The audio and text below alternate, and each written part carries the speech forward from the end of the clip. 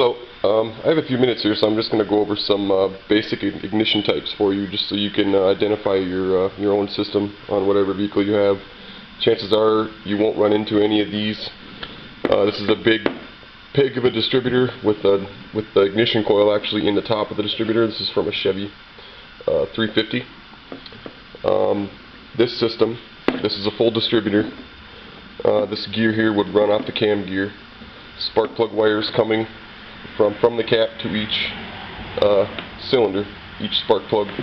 Of course, this is a V8, so there's eight wires. This system is outdated for the most part. It does have some advantages having the coil in the top. If you didn't have a coil in the top of the distributor, you'd have to run a separate ignition coil like this.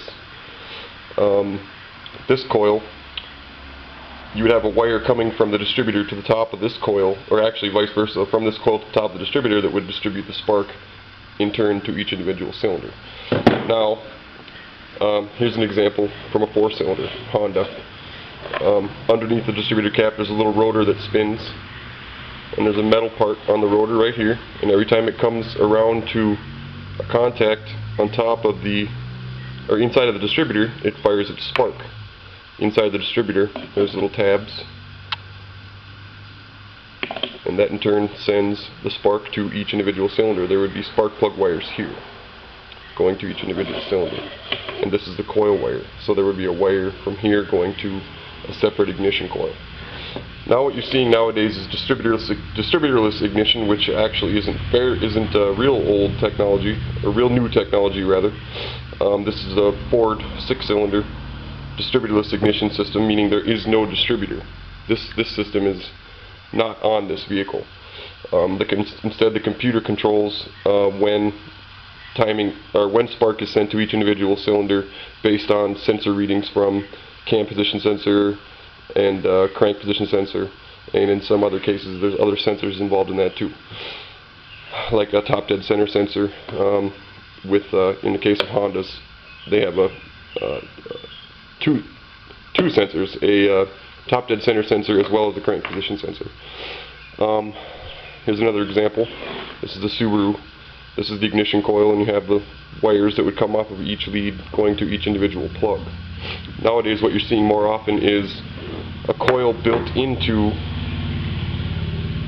there's no need for a spark plug wire. In essence, this is the spark plug wire, and this is the ignition coil built right into the top of that, eliminating the need for spark plug wires. I'll step over here real quick and I'll show you how this would fit. Okay, so this is just a 4-cylinder Honda engine. This hole here would be where the spark plugs go. You just drop your coil right down in there, and it would seat on top of the spark plug, and there would be leads coming from here for computer control of that system. So this is what we're seeing now more and more of. Just a coil over the top, one individual coil per cylinder of the engine. So, excuse me. There's a lot of advantage to this. There's of course more things that can fail instead of a single coil failing.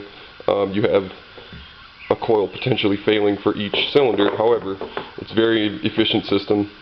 Like I said, it eliminates the need to have spark plug wires, which can get hot or crack or burnt, or just go bad, arcing and things of that nature. This system can also arc. The end of the boot here is rubber, so you want to just look in there to see typically if there's any tracking or anything. Sometimes you can see where the spark had been coming through a weak point in the rubber, and it'll burn the rubber out a little bit.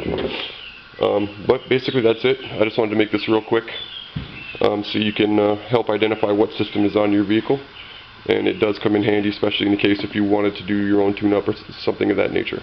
Okay? Thank you for watching.